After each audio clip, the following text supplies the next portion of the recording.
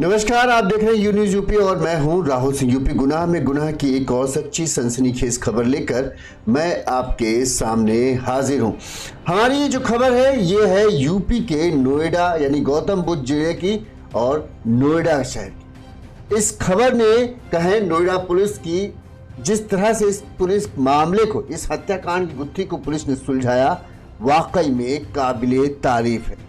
इस हत्याकांड के बारे में हम आपको बताएं, इससे पहले हम आपको बताते हैं कि नोएडा पुलिस के सामने 5 नवंबर की रात एक ऐसा हत्याकांड का मामला आया जिसने पुलिस के भी होश उड़ा कर दिए। पुलिस को एक नाले में, नोएडा सेक्टर 82 के पास एक नाला है, नोएडा सेक्टर 39 थाना क्षेत्र के अंतर्गत ही आता है। इस नाले से एक महिला की सिर कटी लाश मिली। इस लाश का ना सिर था, ना हाथ थे, ना हाथों की उंगलियां थी, ना पंजे थे। महिला का बस था, नग्न हालत में धड़ मिला था और नीचे के पैर थे। पहचान का कोई भी सुराग जो है पुलिस के पास नहीं था, ना ही कोई गवाह, ना कोई क्लू, बस एक सिर कटी और हाथ कटी हुई लाश। ये वही केस था जिसे हल करना किसी भी पुलिस टीम के लिए लगभग नामुमकिन हो जाता है, लेकिन नोएडा पुलिस ने हार नहीं मानी। 9 दिनों तक लगातार नोएडा की पुलिस की कई टीमों ने इस केस को सुलझाने में जुटी रही। 5000 से अधिक सीसीटीवी फुटेज का जो है नोएडा पुलिस की टीम ने खंगाला। 1100 वाहनों को, माफ करना, 1100 वाहनों को पुलिस ने ट्रेस किया जिससे कहीं किसी संदिग्ध की पहचान हो सके और महिला की पहचान और इस केस की गुत्थी को सुलझाया जा सके। 44 लोगों से पुलिस ने पूछताछ की और आखिरकार 9 दिनों की कड़ी मेहनत के बाद नोएडा पुलिस ने सिर कटी लाश का राज खोलकर सबके सामने रख दिया। जो सच सामने आया उस सच को जानकर हर कोई हैरान है और पूरे नोएडा, ग्रेटर नोएडा क्षेत्र को इस सच ने हिलाकर रख दिया। आज यू न्यूज यूपी पर हम आपको बताएंगे कैसे नोएडा पुलिस ने इस ब्लाइंड मर्डर केस का पूरा सच सबके सामने लाया और इस महिला के हत्यारे प्रेमी को पुलिस ने कबूल किया और उस प्रेमी ने जो कबूलनामा बताया, आखिर क्यों उसने अपनी प्रेमिका को इतनी बेदर्दी से मौत के घाट उतारा जिसके बारे में कोई सपने में भी नहीं सोच सकता था। तो जो वो उसने प्रेमी ने वजह बताई वो सुनकर भी आप हैरान रह जाएंगे। चलिए पूरी खबर हम आपको विस्तार से बताएं ताकि आपको पूरा घटनाक्रम समझ में आ जाए कि आखिर ये जो पूरा मामला है कैसे क्या हुआ और आखिरकार नोएडा पुलिस इस केस को सुलझाने में कामयाब कैसे हुई। चलिए डिटेल से हम पूरा मामला आपको अब बताना शुरू करते हैं। 5 नवंबर की रात नोएडा ग्रेटर नोएडा एक्सप्रेसवे, ज्यादातर लोग जो भी दिल्ली वगैरह आए होंगे उन्हें नोएडा ग्रेटर नोएडा एक्सप्रेसवे का नाम सुना होगा। यहां पर नोएडा सेक्टर 39 के थाना क्षेत्र के अंतर नोएडा सेक्टर 82, इस एक्सप्रेसवे के किनारे जो है एक नाला सा बना हुआ है। इस नाले के अंदर पड़ी थी एक महिला की सिर और हाथ ये इतना पंजा, दोनों पंजे कटे हुए और गर्दन पूरी गायब, नग्न हालत में लाश, धड़ यानी पूरा था और सिर और हाथ इस लाश के गायब थे। लाश नाले में पड़ी थी। लोगों ने जब लाश को देखा तो पूरे इलाके में हड़कंप मच गया। तुरंत ही इस बात की सूचना जो है पुलिस को दी गई कि ऐसा ऐसा जो है एक लाश जो है नाले में पड़ी है, वो महिला की है। लाश की हालत को देख कर लग रहा है कि महिला की उम्र जो है 25 से 30-35 के बीच में ही है। पुलिस आती है, लाश को कब्जे में लेती है और पोस्टमार्टम के लिए लेके जाती है। पुलिस के सामने सबसे बड़ी चुनौती थी कि इस केस का वो खुलासा करे तो आखिर करे कैसे। महिला के शरीर के पास से या लाश के पास से कुछ भी ऐसा नहीं मिला जिससे ये पहचान हो पाए कि आखिर ये महिला है कौन और ये कहाँ की रहने वाली थी। क्या ये नोएडा की रहने वाली है या नोएडा के बाहर की रहने वाली? कहीं कोई सुराग नहीं। महिला के शरीर पर ना कोई कपड़ा, ना कुछ ऐसा निशान जिससे उसकी जानकारी हो पाए। बस महिला, पुलिस के कहें, एक चीज महिला की इस लाश पर थी, वो उसके पैरों में जो बिछिया थी वो पहनी हुई थी, इसके अलावा कुछ नहीं। बिछिया से पुलिस को इतना तो पता चला कि ये महिला संभावित है कि ये हिंदू थी। अब ये था कि आखिर किसने इसकी इतनी बेदर्दी से हत्या की। पुलिस ने जो है जांच पड़ताल शुरू की। सबसे पहले नोएडा ग्रेटर नोएडा एक्सप्रेसवे जहां पर लाश मिली थी उस क्षेत्र के आसपास के जितने सीसीटीवी कैमरे थे पुलिस ने खंगालना शुरू किया कि शायद कोई संदिग्ध हमें मिल जाए जिससे हम इस हत्याकांड की कुछ तो शुरुआत कर सके। कैसे शुरुआत करें, सबसे बड़ी बात थी कैसे हम इस महिला को पहचानें। तो आसपास करीब 5000 सीसीटीवी कैमरे लगे मिले। पुलिस ने अब 2 से 3 टीमें बनाई गई जो इन सीसीटीवी कैमरों, इसके अलावा 1100 से वाहन जो उस वक्त वहां से गुजरे उन वाहनों को ट्रेस करना शुरू किया गया। उन वाहन चालकों से पूछताछ शुरू की गई कि कौन कौन गुजरा। 5000 सीसीटीवी पुलिस जो कैमरे हैं पुलिस ने खंगाले। 9 दिनों तक कड़ी लगातार ये मेहनत चलती रही। इस दौरान पुलिस को सीसीटीवी कैमरे में जहां से लाश फेंकी गई थी वहां से एक बस दिखती है। पुलिस को पता चलता है कि ये बस जो है उस क्षेत्र उस जगह से गुजर रही है और जब ये गुजर रही थी तब वहां पर उसकी लाइट बंद, लिहाजा पुलिस को कुछ संदिग्ध हुआ। पुलिस ने बस का नंबर निकाला। बस का नंबर था UP 16 KT 0037। 4 नवंबर की रात ये बस 8:30 बजे उस घटना के स्थल पर उस घटना के पॉइंट के पास से बिना लाइट जलाए हुए जाती दिखती है। पुलिस ने नंबर निकाला, ड्राइवर के बारे में जानकारी की तो पता चला ड्राइवर जो है ये इसका नाम है मोनू सिंह और ये सेक्टर 39 बरौला में रहता है। इसके बाद एक पुलिस टीम जो महिला की सिरकटी लाश थी उसकी फोटो, बिछिया की फोटो लेकर और बस की फोटो लेकर जो है सेक्टर 39 बरौला गांव पहुंची। यहां पर पुलिस सबसे पहले मोनू सिंह के बारे में पूछताछ करते हुए मोनू सिंह के घर पहुंचती है तो पता चलता है मोनू सिंह नहीं है। इस दौरान लोग जानना चाहते हैं कि आखिर पुलिस जो है मोनू सिंह को क्यों खोज रही है। पुलिस के बाद जो पुलिस टीम है वो लोगों को बताते हैं कि ऐसा ऐसा कुछ मामला है और एक महिला की लाश मिली है जिसका सिर नहीं है, जिसके हाथ नहीं है, बस उसके पैर में बिछिया। गांव के लोग कहते हैं कि भाई फोटो दिखाई जाती है तो बिछिया जब लोग देखते हैं तब उन्हें लगता है कि मामला ये तो कहीं ना कहीं उन्होंने देखा। गांव के कुछ लोग इस बात की पहचान करते हैं कि ये बिछिया जो है उनके गांव की ही रहने वाली प्रीति यादव के। इसके बाद गांव के लोग पुलिस टीम को लेकर प्रीति यादव के घर पहुंचते हैं। यहां पर शुरुआत में उनके बच्चे जो है प्रीति यादव के 2 बच्चे थे वो घर पर नहीं मिलते, लेकिन आस पड़ोस के लोग भी बिछिया देखकर पहचान कर लेते कि हाँ ये जो बिछिया है वो प्रीति यादव की। पुलिस ने इस बात पर गौर किया कि मोनू और प्रीति यादव के घर के बीच की दूरी महज 300 मीटर की। इस दौरान बच्चे जो हैं प्रीति यादव के बच्चे पुलिस से मिल जाते हैं। पुलिस उनसे पूछताछ करती है तो प्रीति यादव के दोनों बच्चे पुलिस को बताते हैं कि मां जो है 5 तारीख से जो है 4 तारीख की शाम से गई थी कहीं, लेकिन तब से वो लापता है और हमें उसके बारे में कुछ भी नहीं पता चल रहा। बच्चों को बिछिया दिखाई जाती है तो बच्चे भी पहचान लेते हैं कि हाँ ये तो मेरी माँ की ही बिछिया। अब पुलिस को ये समझने में देर नहीं लगी। गांव के लोगों से पूछताछ की तो गांव के लोगों ने बताया कि हाँ मोनू जो है बस ड्राइवर और प्रीति यादव दोनों का बड़ा ही घर आना जाना था और दोनों की बड़ी अच्छी दोस्ती थी। यहाँ तक कि कुछ लोगों ने तो पुलिस को यह भी बताया कि मामला दोस्ती से ज्यादा था। दोनों एक दूसरे को पसंद करते थे, दोनों एक दूसरे के प्रेम प्रसंग में थे। जबकि प्रीति भी शादीशुदा थी, इसके 2 बच्चे थे और मोनू सिंह भी शादीशुदा थे और उसके भी बच्चे थे। अब पुलिस को पता था कि उन्हें किसे ढूंढना है। महिला की पहचान हो चुकी थी। अब पुलिस को ढूंढना था मोनू सिंह को। पुलिस की टीमें मोनू सिंह की तलाश में लग गई और आखिरकार पुलिस ने मोनू को खोज भी निकाला। पुलिस को यह भी पता चला कि जो मोनू है मूल रूप से वो एटा जिले का रहने वाला है, पर यहां पर चूंकि बस चलाता है इसीलिए यहां पर रहता है।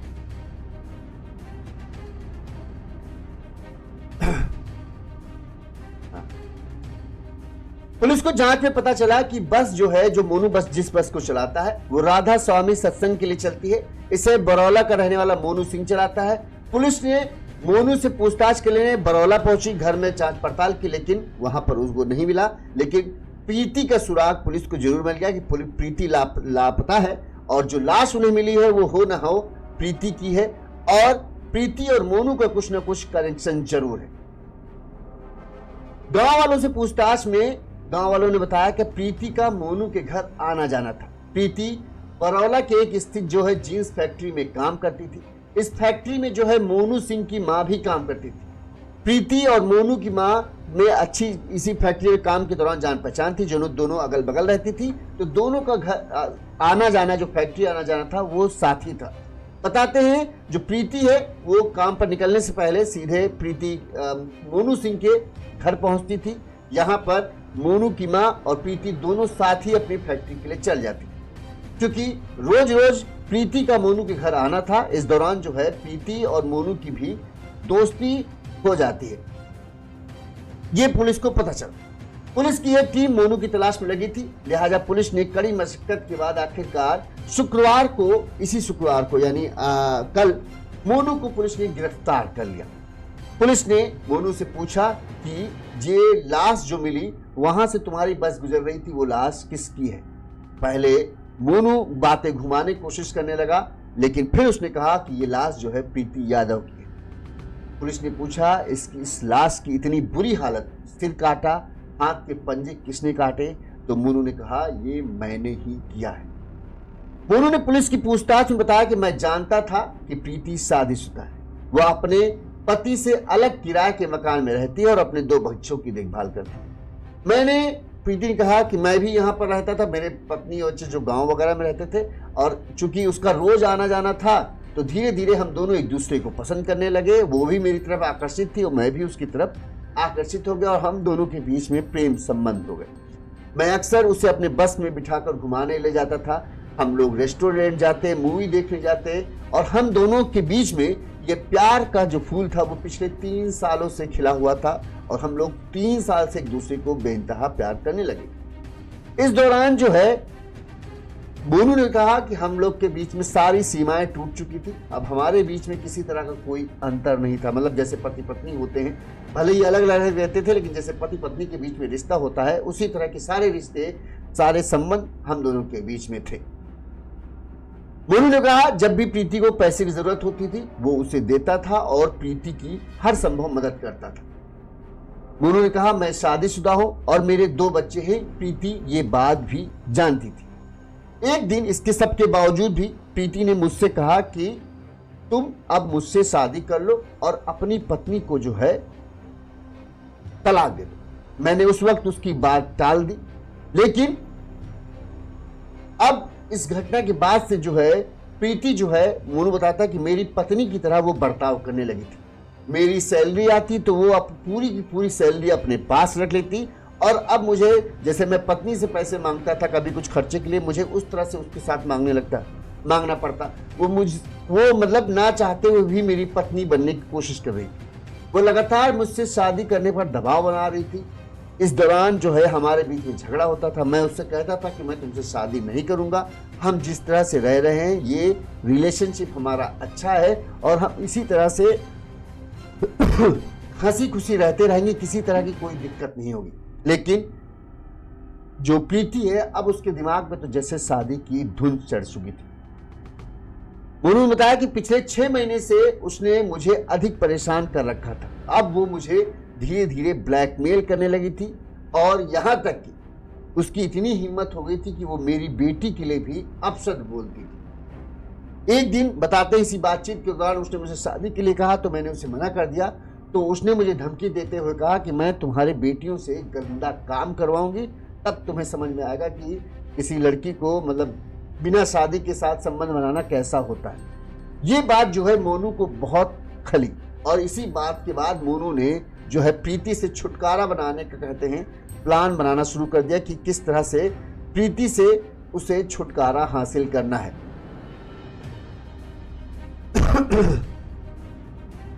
4 नवंबर को लगा कि अब प्रीति की कुछ ज्यादा ही मनमर्जी बढ़ती जा रही, तो उसने बताया कि मैंने प्लान बनाया कि अब इसे रास्ते से हटाना है। 4 नवंबर को मैंने प्लानिंग के तहत वह बस लेकर उसके घर पहुंचा। उससे पहले मैंने एक गड़ासा जो है अपनी बस में एक सीट के पास छुपा कर रखी। प्रीति को मैंने बस में बिठाया और हम लोग नोएडा सेक्टर 82 की तरफ आ गए। यहाँ पर काफी सुनसान रहता है और यहाँ पर रात में कई लोग ठेलियां लगाकर खाना देते थे।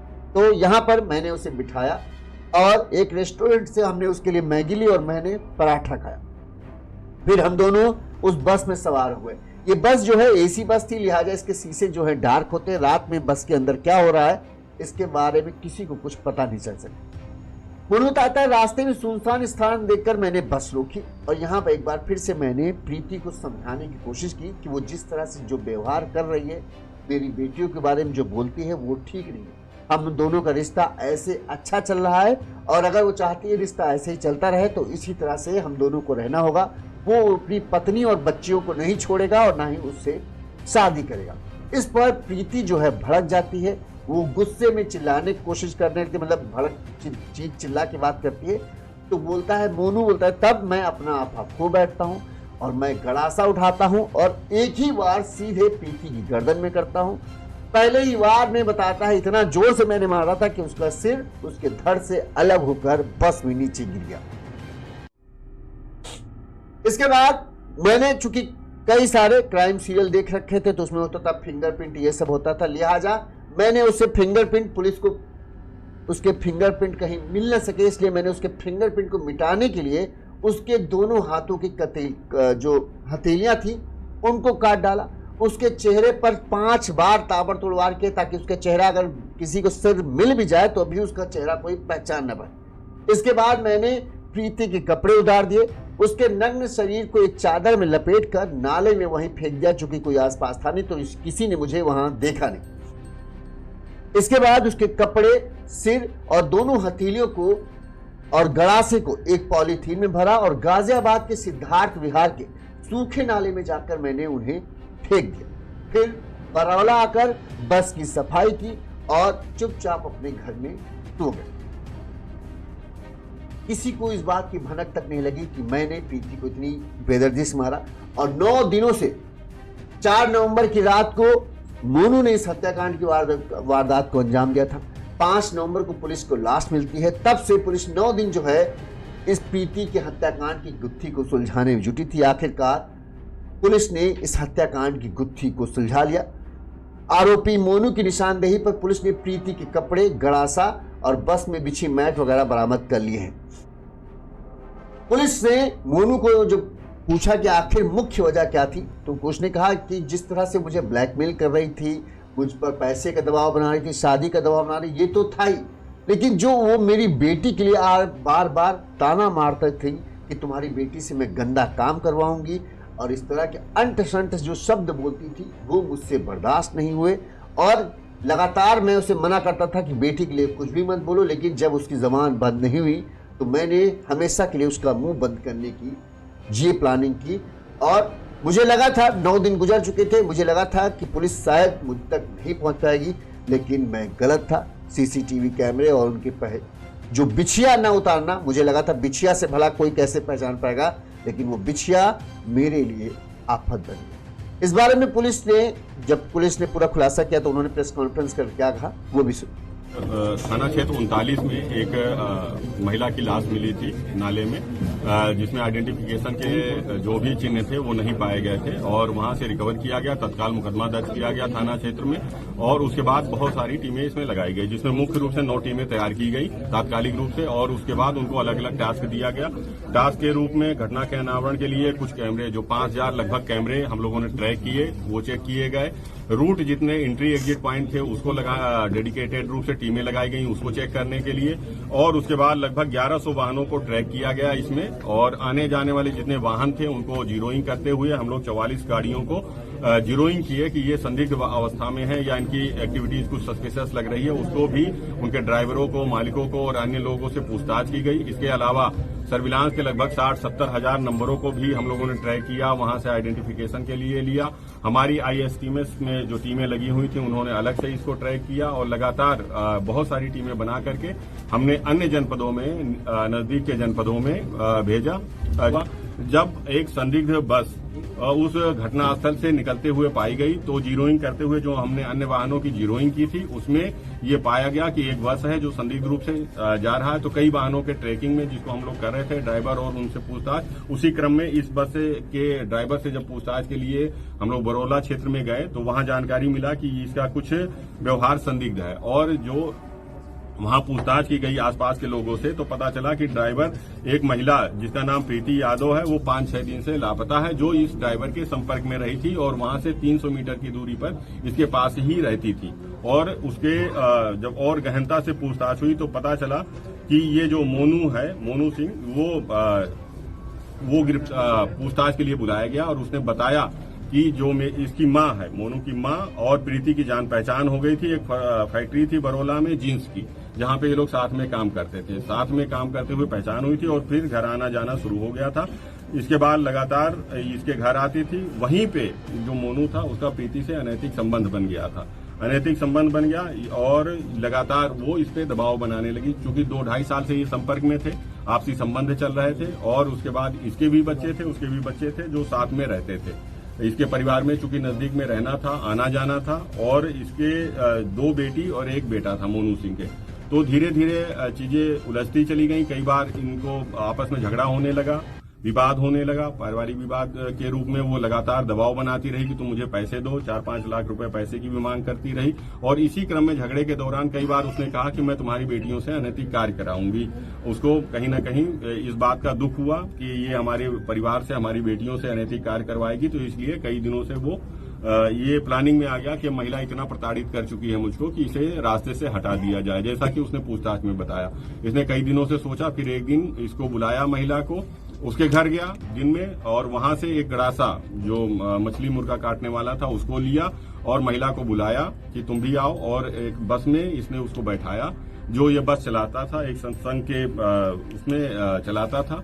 ये बस में बैठाया करीब 3-3:30 बजे के आसपास और लेकर के निकला। वो आकर के एक सीएनजी पेट्रोल पंप है जो घटनास्थल से दूसरी तरफ पड़ता है थोड़ी दूर पे, वहां पे रुका। उसने स्वयं के लिए एक पराठा लिया और महिला के लिए मैगी लिया। वहां पे दोनों अंदर केवल 2 ही लोग थे उस बस में, और एसी बस चुकी थी, उसमें डार्क ग्लासेस लगे होते हैं, तो वो एसी बस थी। वहां पे इसने उसको खाने के लिए कहा। वो खाने में थोड़ा नानुकुर कर रही थी और उसी में झगड़ा फिर से पुनः इन लोग का स्टार्ट हो गया।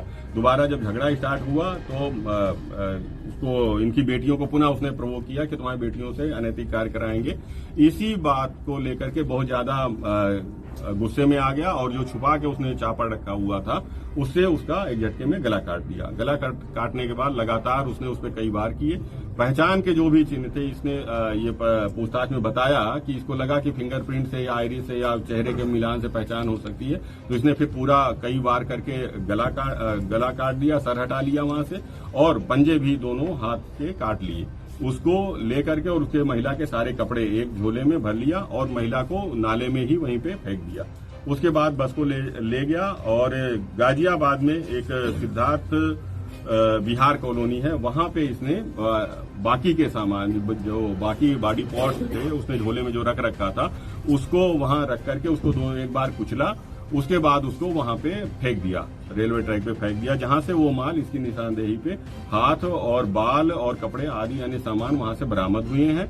और उसके बाद जितने भी वाहन थे और सामान थे उनका फोरेंसिक टेस्ट कराया गया, तो उसमें ह्यूमन ब्लड के स्टेन पाए गए हैं। वो स्टेन ह्यूमन ब्लड के पाए गए हैं। उसको अब गिरफ्तार किया गया है, बरामदगी सुनिश्चित की गई है और अब इसको जेल भेजा जा रहा है, विधिक कार्रवाई की जा रही है।